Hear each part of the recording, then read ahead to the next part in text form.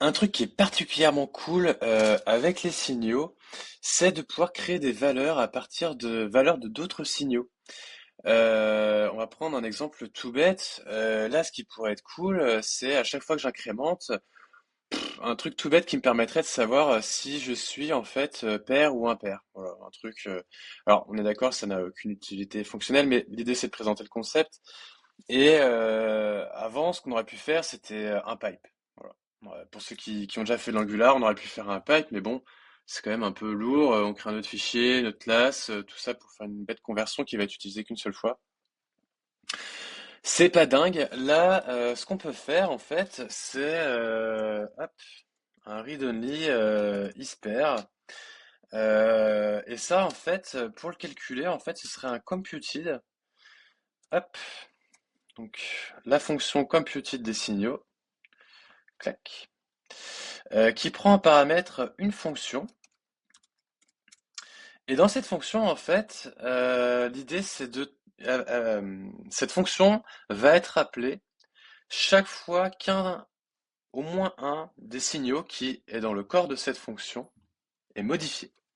Dans notre cas à nous, je vais récupérer la value courante, pardon, je veux savoir si value c'est pair ou impair. Donc là j'ai mis isPair. Donc ça, si c'est égal hop, à 0, c'est qu'on est pair. Et pair, clac. On peut faire ça comme ça.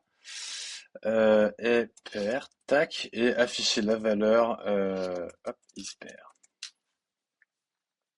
Donc 0 modulo 0, ça fait 0, c'est pair. 1, ce n'est plus pair, c'est un impair, etc., etc. Donc notre système fonctionne très bien. Voilà, on aurait même pu l'écrire sur une seule ligne, hein. Là, je l'ai décomposé. Euh, mais donc voilà. Alors, le computed, c'est un signal. Donc c'est pas un writable signal, hein, c'est un signal. Ça veut dire qu'on ne pourra pas modifier sa valeur via un set ou via un update comme on le fait pour value par exemple. Là, on pourra juste y accéder en lecture, récupérer la valeur.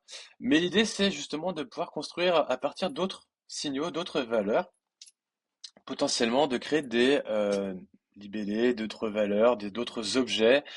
Euh, je pense qu'en fait, un cas assez concret de ce genre de choses, pour ceux qui ont déjà fait de l'Angular et du RxJS, on pourrait très bien avoir un signal principal qui irait appeler un service qui renverrait un résultat, et puis en fait, au lieu de faire un pipe avec différents maps, ou même des switch maps dessus, on pourrait très bien utiliser un computed en fait pour découper en fait ce mapping si on en a besoin en sous-étapes en fait, ce qui rendrait les choses beaucoup plus lisibles, beaucoup plus exploitables.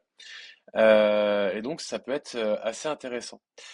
Donc là on voit le computed, les deux contraintes finalement, c'est la première, c'est read-only.